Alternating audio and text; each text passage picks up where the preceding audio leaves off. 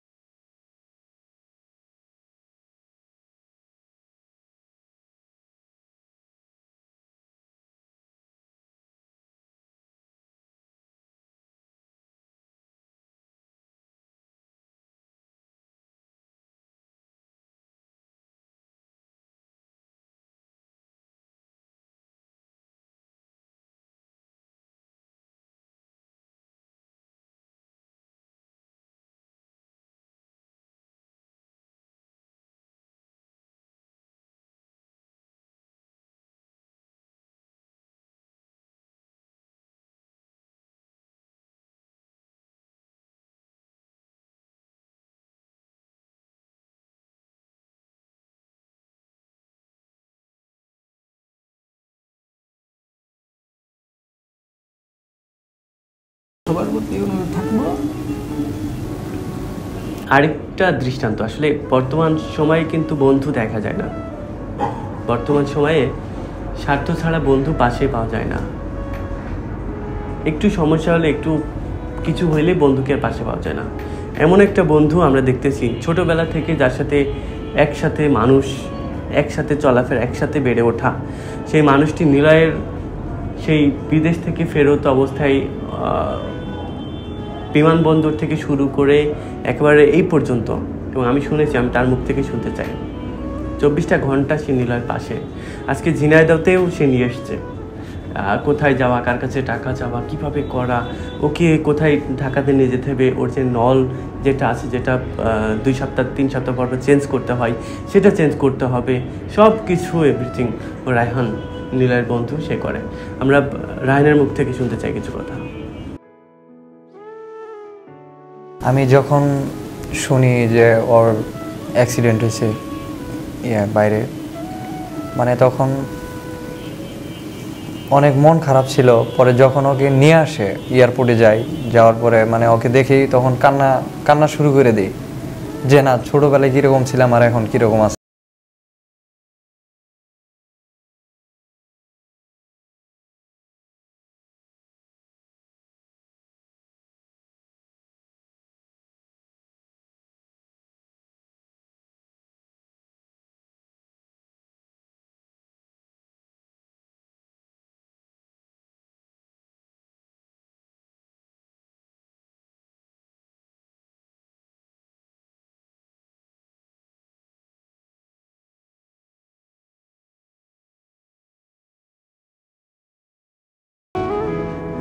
যার সাথে ছোটবেলা থেকে বেড়ে ওঠা, সেই মানুষটাকে কতটা ভালোবাসলে যে তার এমন দুরবস্থার মধ্যেও এতটা পাশে থাকা যায়, কতটা ভালোবাসা থাকতে হয়।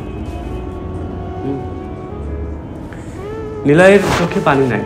নিলয় কেঁদে কেঁদে ওর সেই ছোটবেলা থেকেই বাবাকে হারানো, ওর কান্না, মায়ের প্রতি যে অবিচার, সেটা দেখে দেখে কান্না, ওদের যে ক্ষুধার যন্ত্রণা, না খেয়ে বেড়ে ওঠা, এত কান্না, তারপরে বিদেশের মানুষের কাছে প্রতারিত হওয়া, সেখানে না খেয়ে থাকা, তারপরে একটা সময় জঙ্গলে যে বসবাস করা, সারাদিন কষ্ট করা, আর সারা রাত কষ্ট করা, দিনের বেলা জঙ্গলে যে বসবাস করা, তারপরে দীর্ঘ 21টা দিন মালয়েশিয়ার জেলের ভিতরে যে অত্যাচার, যে নির্মম অত্যাচার তাকে সহ্য করতে হয়েছে নিলয়কে।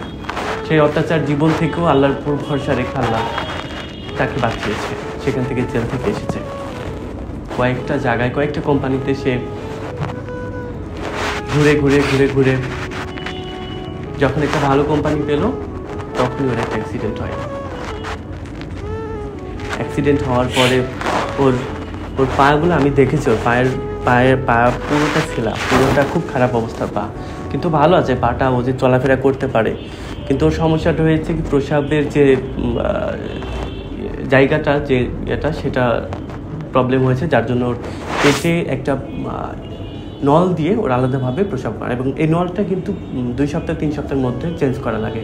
ও মাঝে মধ্যে আমি শুনছিলাম যে মাঝে মধ্যে যে চেঞ্জ করবে, চেঞ্জ করার মতো কোনো পয়সা থাকে না, এই চেঞ্জটা করতে হয় ঢাকা থেকে, ভালো কোনো মেশিন দিয়ে বুঝে শুনে চেঞ্জ করা লাগে, না পেরে গ্রামের একেবারে নর্মাল ডাক্তার দিয়ে ও এই নলটা চেঞ্জ করায়, এবং এই নলটা চেঞ্জ করার কারণে ওর ভিতরে কিন্তু ইনফেকশন হয়ে গেছে, ভুলভালভাবে নলটা বারবার ঢুকিয়েছে, মাংসে লেগেছে, কতটা যন্ত্রণা। মাত্র ওর চেঞ্জ করতে 5-6 হাজার টাকা লাগে, সেই টাকার অভাবে ও পারেনি, গ্রামে ডাক্তার দেখিয়ে এই অবস্থার মধ্যে আছে। ওর বন্ধু আর পরিবার বলতে কি ওর কেউই নাই পৃথিবীতে যে কেউ সহযোগিতা করবে।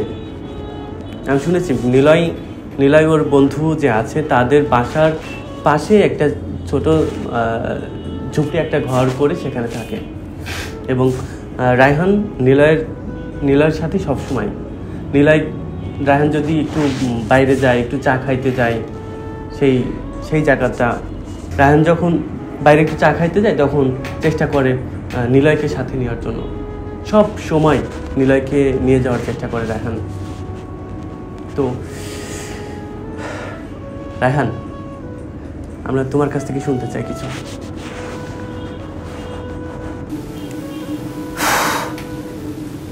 পরে ওকে ওইখান থেকে হসপিটালে নিয়ে যায়, সারা রাত্রে মানে পায়ের যন্ত্রণা, মানে পায়ে তো সমস্যা, সারা রাত্রে আমি ছিলাম, ওর আম্মু ছিল, একবার আমি ওর পাও হাতাই যাতে ও রাত্রে ঘুমাইতে পারে শান্তি মানে ভালোভাবে, পরে আরেকবার আমি যে শুই, আবার আপু আসে, আবার মানে এরকমভাবে আর কি একটা মানে করা হয়, যখন যা লাগতেছে, যদি মানে এখন ইমার্জেন্সি সমস্যা হয়েছে, আমি জেনেই থাকি, যদি বলে যে যাইতে হবো, আমি সঙ্গে সঙ্গে সেইখান থেকে এসে পড়ি যাতে ও ভালো থাকে।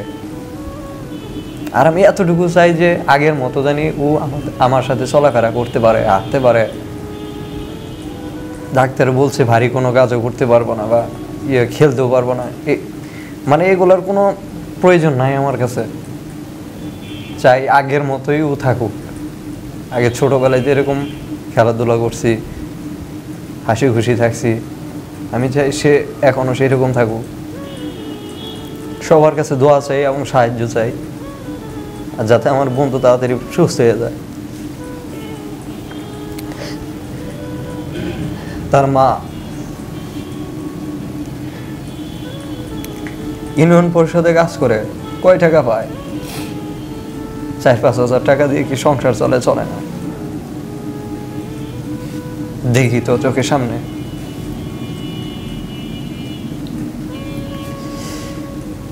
একটা মানুষের কাছ থেকে কতই টাকা নেওয়া যায়?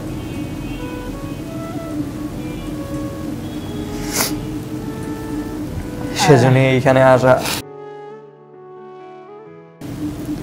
ফেসবুকে এইখানে আসার উদ্দেশ্য, আমি ফেসবুকে মানে এই জিনাদা টিভির এইটা পেজটা আমি অনেক ফলো করি, মানে এটা দেখার কারণে দেখি অনেকের সাহায্য সহযোগিতা মানে এগিয়ে আসা, সেই কারণে ভাইয়ার সাথে যোগাযোগ, মানে ভাইয়ার মাধ্যমে যোগাযোগ করে মানে এখানে আসা হয়, যাতে সবার সাথে মানে সবার তারা একটু সাহায্য সহযোগিতা পাওয়া যায়।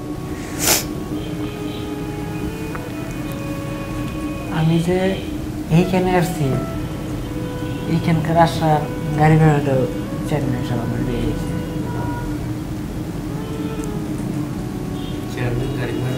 চেয়ারম্যান দিয়েছে। ওর এখন পর্যন্ত যে ওষুধপাতি লাগে চেয়ারম্যান সাহেব 10টা-15টা করে ইনজেকশন দিতে হয় এই ইনফেকশন হওয়ার কারণে। আমার এটা চেঞ্জ করতে করতে এমন পর্যায়ে গেছে, আর ভিতরে মানে মাংসই হয়ে গেছে। এখন কের এতটুক মানে করা হইতেছে যে ভিতরে যে ইনফেকশনটা তৈরি হয়েছে, এটা আপনার দেখা যায় যে ডাক্তারে বলছে এটা যদি বেশি দিন এরকম থাকে, ভিতরে ইনফেকশন ভালোভাবে তৈরি হয়, মানে মারাও যাইতে পারে। না তো মারা যাবে বলতেছে। কিছুদিন আগে রিপোর্ট করে আসলাম একটা, বললো যে তুমি যদি পারো তাড়াতাড়ি ইন্ডিয়াতে আরো ব্যবস্থা না হলে তো এটা 2 সপ্তাহ পর এটা চেঞ্জ করে লাগতেছে। ঢোকাইতে সময় মাংসের মধ্যে গাও লাগে, গাও লেগে ওইখানে মাংসের মধ্যে গাও হয়ে যায়, ওইখান থেকে ইনফেকশন হয়। আবার ইনজেকশন দেওয়া লাগে, ইনজেকশন দিলে কিছু দিন বানা থাকে, আবার পুনরায় ওইখান দিয়ে আবার ইনফেকশন হয়।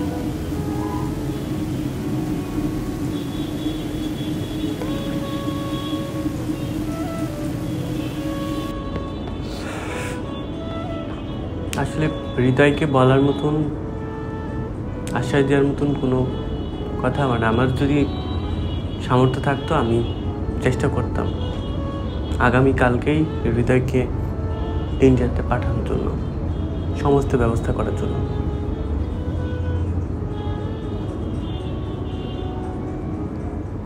তবে আমার মনে হচ্ছে, আমার বিশ্বাস হচ্ছে আল্লাহ যখন নিলয়কে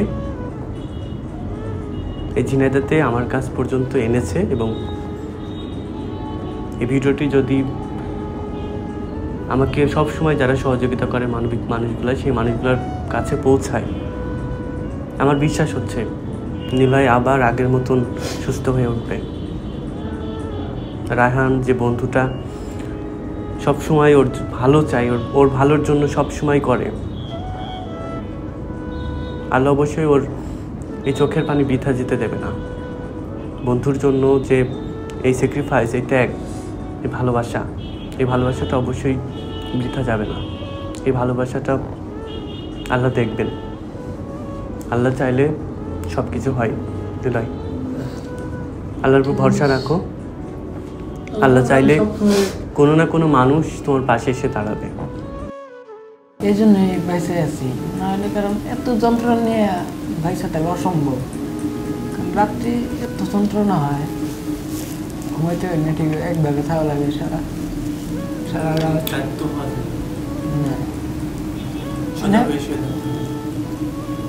একভাবে অনেক যন্ত্রণা হয়, ঘুমাইতে পারি না ঠিকভাবে। এক ঠ্যাং না থাকলে বাইসে থাকা যায়। আল্লাহ কি যত কষ্ট সব গরিব মানুষের জন্যই দেয়? মানে গরিব মানুষের ওপরই এত কষ্ট কেন, এত সমস্যা, এত দুর্ঘটনা, এত অত্যাচার, এত নির্মম মানে বাস্তবতা, সব কি গরিব মানুষের জন্য?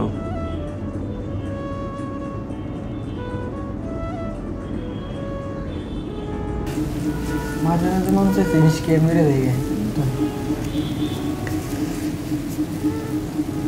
পাই নেই। কারণ যারা এই ভিডিওটি দেখবে, প্রবাসী ভাইরা সহ দেশ বিদেশে অনেক ভাইরা যারা এই ভিডিওটি দেখবে, তাদের উদ্দেশ্যে কি বলার আছে? তাদের উদ্দেশ্যে বলবো,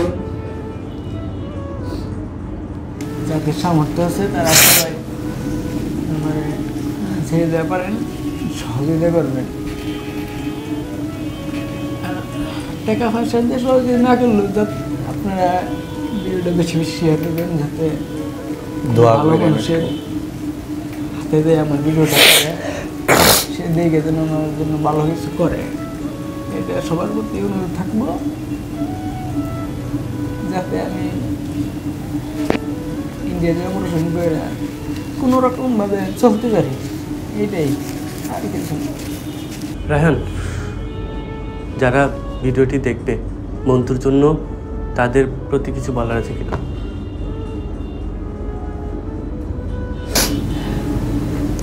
আমি চাই আমি যেরকম আমার বন্ধুর পাশে আছি, সবাই জানি এরকম যাদের বন্ধু বিপদ আপদে থাকে সবসময় জানি তাদের পাশে থাকে তারা। আমার এতটুকুই, আর বলার মতো কিছু না।